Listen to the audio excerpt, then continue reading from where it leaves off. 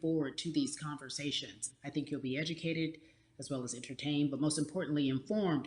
We have morethanavote.org, whenweallvote.org, and fairfight.com. Those resources are imperative as we try to change our future.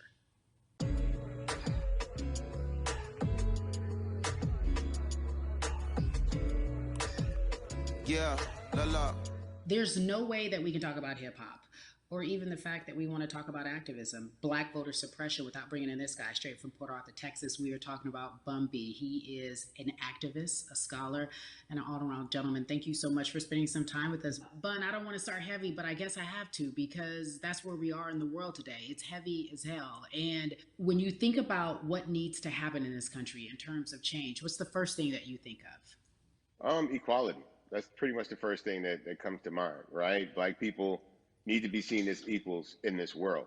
You know, we had to fight just to be recognized as a full citizen in this country and not 3/5. The world is now seeing what we've known for so long in the culture and in the community. The one way that we can fight is obviously voting. Talk to me about what voting means to you. I hear people all the time talk about one vote doesn't matter and that voting doesn't make a difference. If that's true, why do they work so hard to suppress it? Because they understand the power of the vote. And so it's time that Black people collectively also understand the power of their vote. And not just on the national level, because a lot of times we only have this conversation every 4 years. People need to be very much involved in their local politics.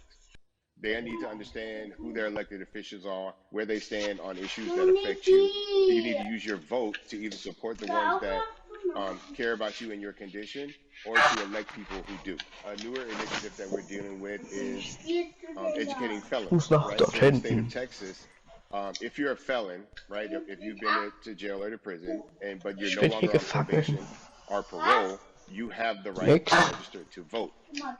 Another thing that was just brought to my attention, there's an initiative called Green Orange, which is happening not just in Houston, but all over the country. If you're in jail currently, you have not been convicted, like you're still in jail waiting for your day in court, you are still eligible to vote.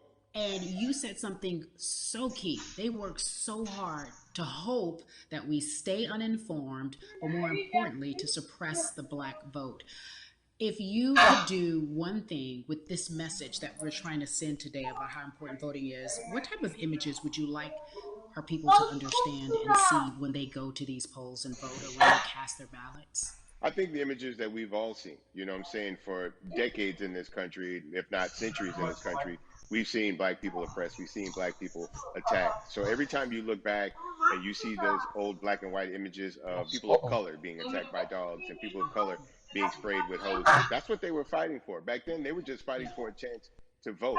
People like Martin Luther King Jr., people like Malcolm X, these people died to help us be in a position to have the power that we have now, which is to be able to cast a vote and make a decision about the people that have control over our lives.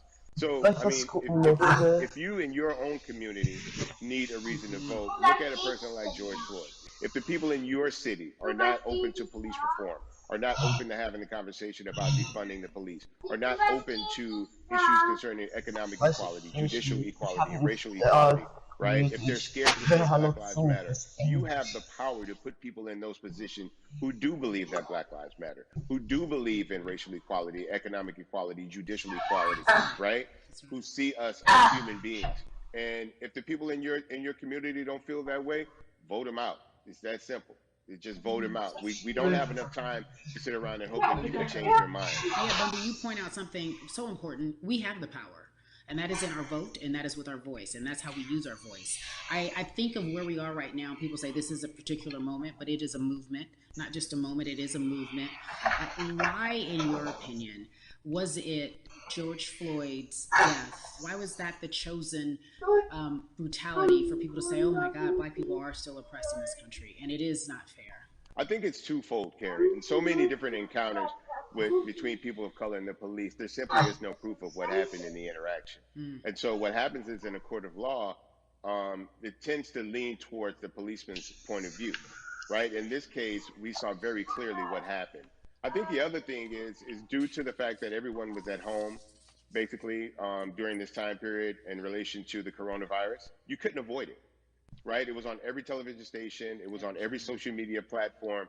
Everywhere you turn, you were constantly hit upside the head with this message. You see in the interaction that this man did nothing to deserve what happened. That's right. I think so well said, because if you think about it, in the grand scheme of things, it wasn't worth it, and he didn't have to lose his life. I think that you touched on something that a lot of people talk about, and that is now defunding the police. That has been such a huge conversation, but there's so many misconceptions around defunding and dismantling.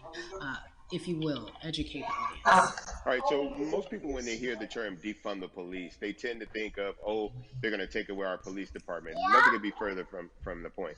Defunding the police means that in certain communities, even Houston, take for example, we had over $1 billion allocated to our police force. Now, what is that money being used for? Some of that money tends to be allocated towards riot shields, right? Pepper spray, right? That kind of thing.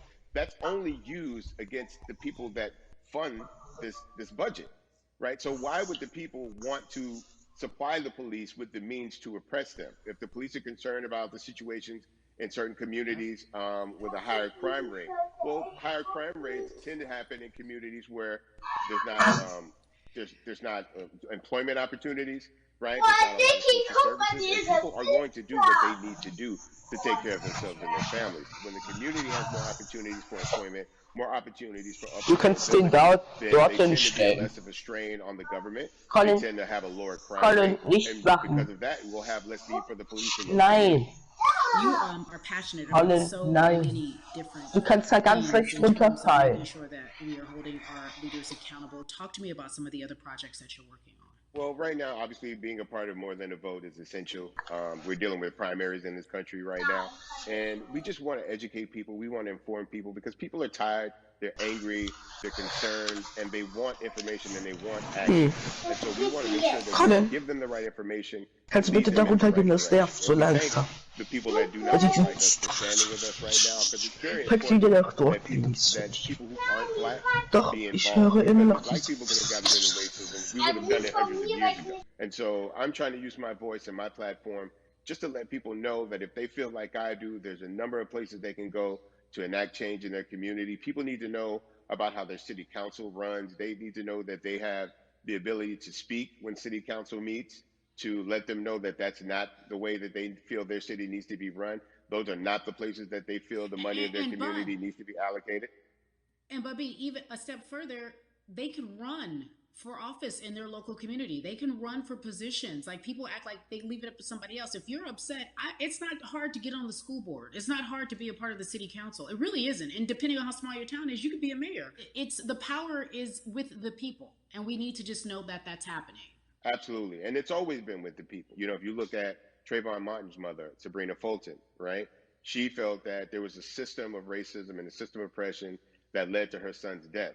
And so what did she do? She ran for city council, and she was elected to city council. Our own former president, 44, Barack Obama, right, started in the community as an activist, ran for an elected position, became senator, ran for another elected position, and became president of the United States. So don't think that you can't make a difference. You know what I'm saying? You don't need a lot of money. You don't need a lot of power. Your voice is enough to make a difference. Amen. I feel like I need to go out and run for something. You gave me a rousing speech there, sir. I'd be remiss if I didn't ask you this. When I talk to my brothers, I have to ask you, as a black man, how are you doing? Are you okay? I'm good. I'm good. I have a very strong relationship with God, so prayer definitely works for me. I have children and grandchildren who are watching me, who are encouraged by what I do, and they're proud of me right now, you know, and that's really what matters, you know.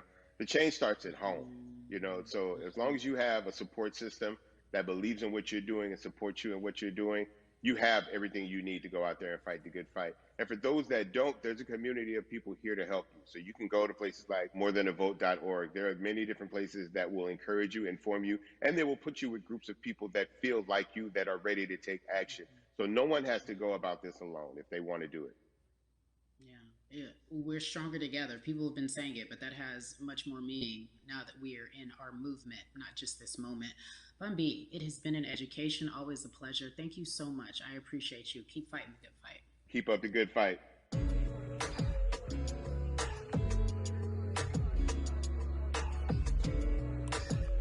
Yeah, la la. So our next guest, I have to admit, I'm a fan, but there are so many different people that we could talk to, and I thought it was so imperative that we speak with her. You know her as Molly on the huge, successful show Insecure, HBO's Insecure. She also has a comedy special highlighting her Nigerian roots, and she's an amazing podcaster. Let's welcome in Yvonne Orji, everyone. You have such a beautiful way of making things funny, giving us our medicine with some candy, right?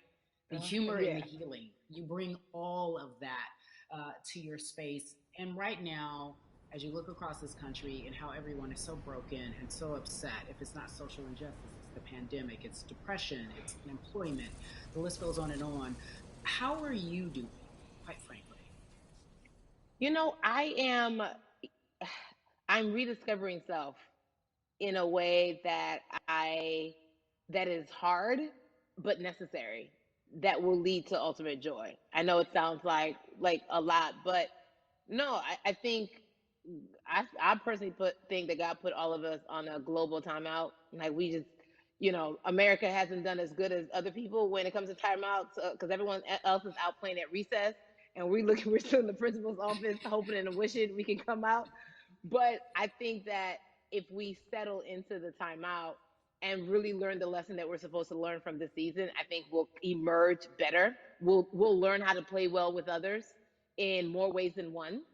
And so personally for me, I'm taking this time to learn me in a new way. I feel like I'm being ushered into a new season, and I'm getting still, because sometimes the busy confounds the work that we're supposed to actually be doing. We're busy doing other stuff, but we got work that we need to do on the inside. And I'm leaning into it. I'm like, dang, I thought I was gonna be able to rest like everybody else. And God's like, nah, we got work to do.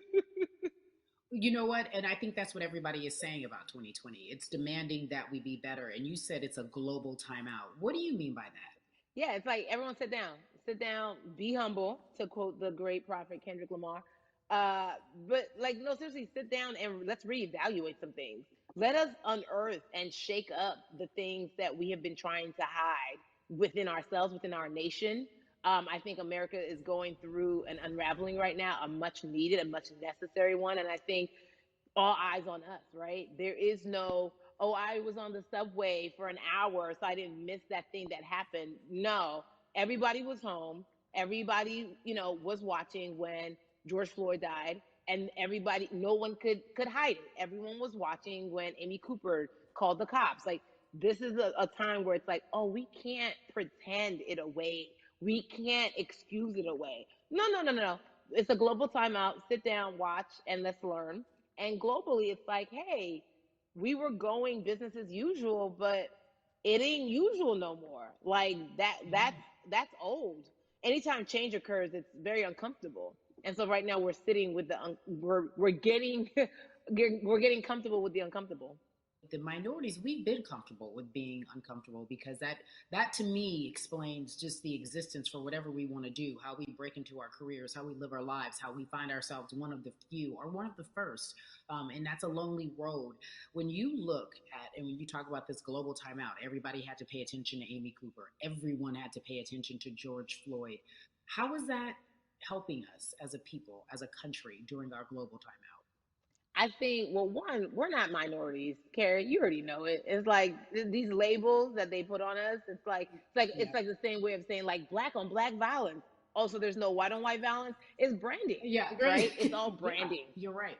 It's like white people kill white people every single day. So no, there is no black on black violence. And if you say black on black violence, well then let's brand white on white violence. Like I watch Investigation Discovery. Ain't too many of us been featured.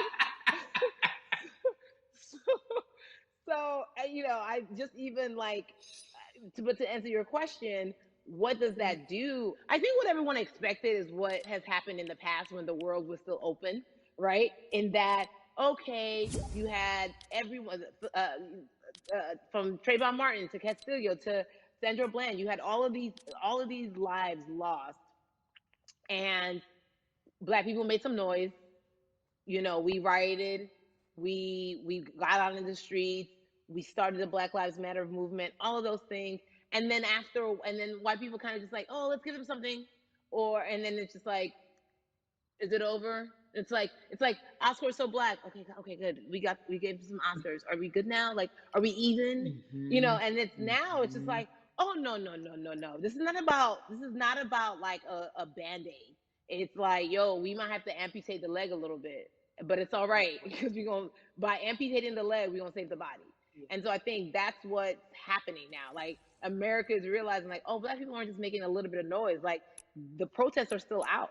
The conversations are still being had. The change is still being demanded. And I think they're seeing, oh, this is not going no way. And no, it's not, because we need systematic change. What a beautiful way to explore what is happening and describe our country. We might have to amputate the leg, but that's to save the body. That's what's happening right now. That's beautiful, Yvonne. And to that end, I have to ask you this, because the way that we do that, we use our voice. And our voice right now in this world, in this country, is our vote. And everyone talks about voting and how important it is, but I feel like more than ever, we understand that it's not just about voting every 4 years for the man in office. It's about your local elections. It's about the mayor. It is about the district attorney, the people who have the power to bring charges against police if police brutality is an issue in your community. If you care about your school district, you can run for the school board. I ask this of you, right? Your parents are from Nigeria. You are Nigerian. You talk about that very lovingly. What does voting mean for you? You know, I think voting is power. I remember, you know, I became a naturalized citizen back in the 90s when, because I was still a minor, my mom naturalized, and so we were able to do it under her. And just even that power of, like, we are American citizens and all the access that we have by being citizens, one of those accesses and those access to power being voting, it's a big deal. It's a big deal because not only do we have the opportunity to be in this country, but now we can be of the country. We can be of the systems. We can be of the rules. We can be of what it actually affords. But I think, going back to your earlier comment about just the setup of systems, I think we are done a disservice, either it's schools or whatever it is. And I'm not putting teachers on blast. I think teachers do a phenomenal job, but for some reason, we do not, and give them all the raises. I know too many parents who are like, this child of mine, I do love them, but hey, where can I drop them off?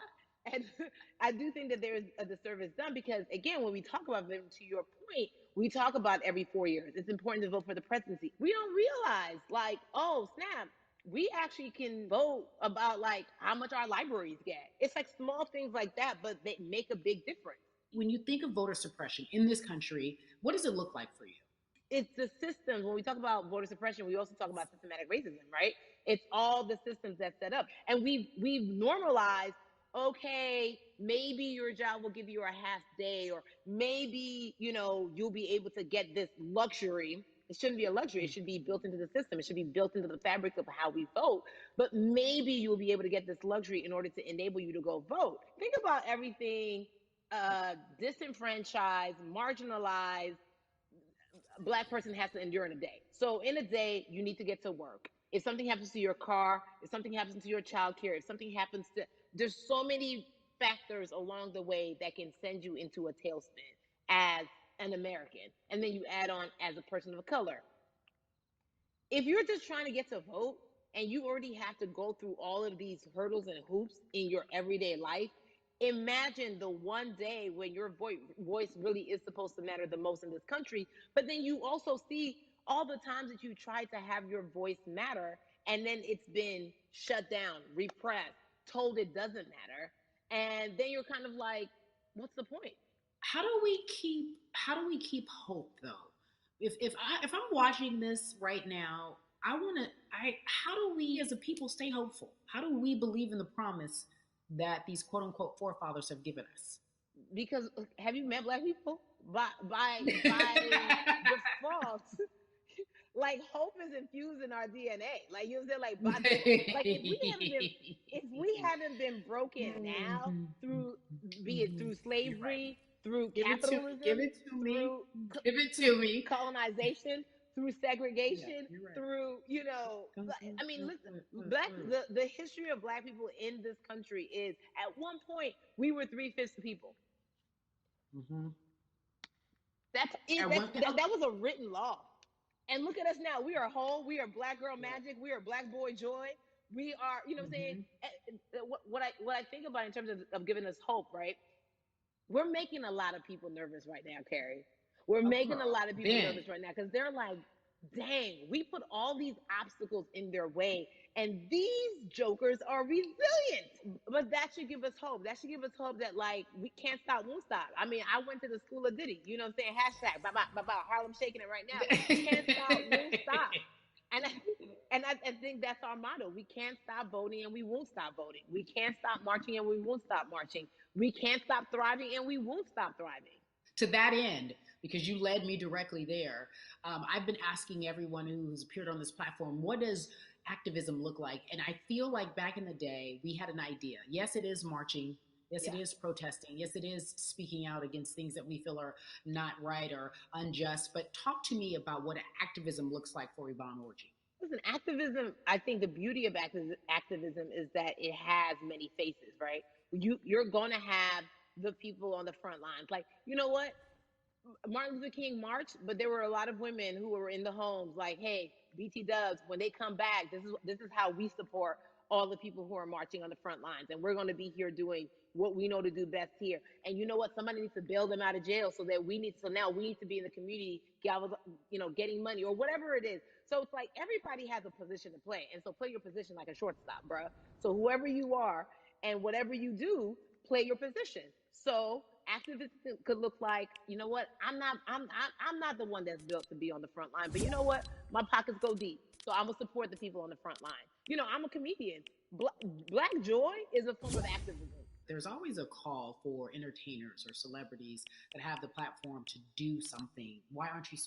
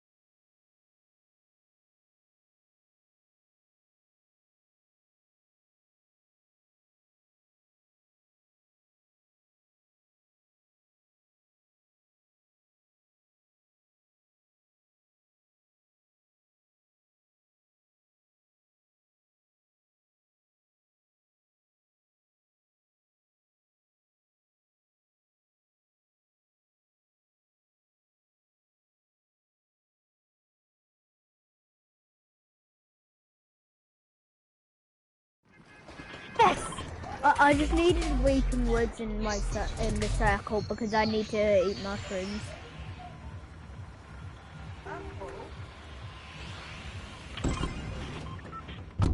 Just need 100 health. It moves in the shine.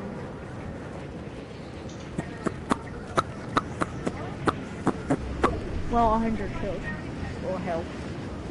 Before I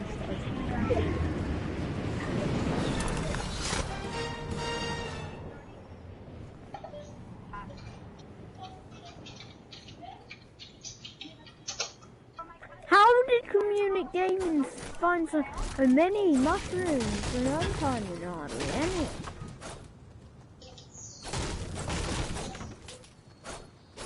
Oh, finally I found some.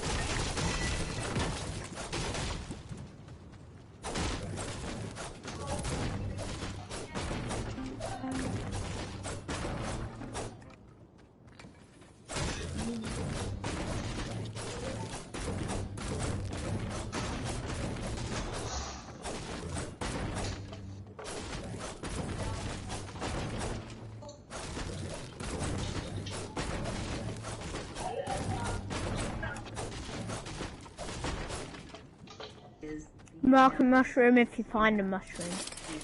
And that's what I need to eat. Mushrooms. But don't pick it up. Otherwise it doesn't count for some reason.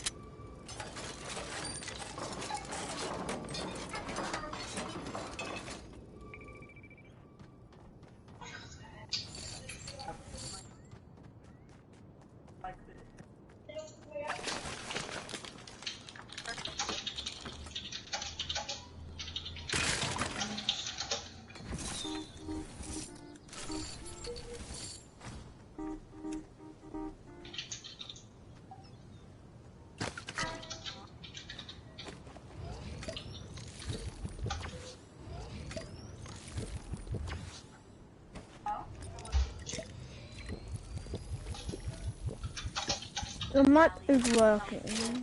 Personally, the beginning was P, but I don't know how to say the name of.